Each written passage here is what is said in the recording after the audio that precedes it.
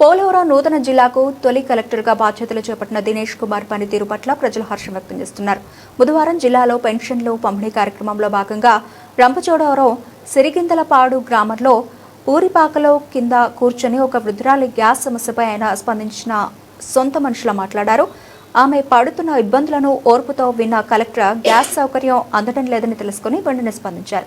సాయంత్రం కల్లా gas cylinder ఆమె ఇంటి వద్ద ఉండాలని, ఆ సిలిండర్తో కలిసి ఫోటో తీసి నాకు పంపాలి అంటూ అధికారులకు స్పష్టమైన ఆదేశాలు ఇచ్చారు.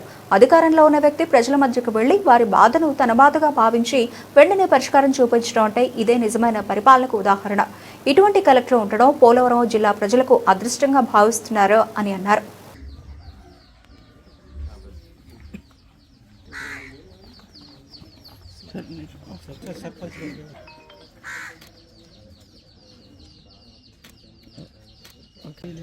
బియ్యం వస్తుందా? మరి గ్యాస్ ఎక్కడైతే తెచ్చుకుంటారో అక్కడికి వెళ్ళి మీ రేషన్ కార్డు ఇచ్చేస్తారు. 5 కేజీ బండ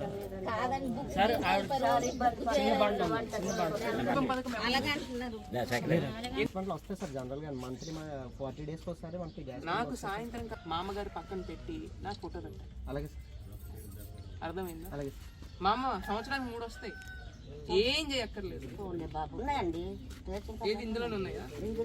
ఏమున్నాయి దీంట్లో? ఆధార్ కార్డు ఉంది,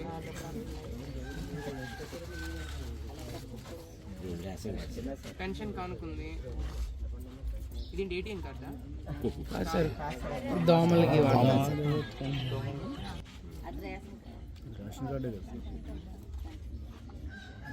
రేషన్ కార్డు ఉంది కదా.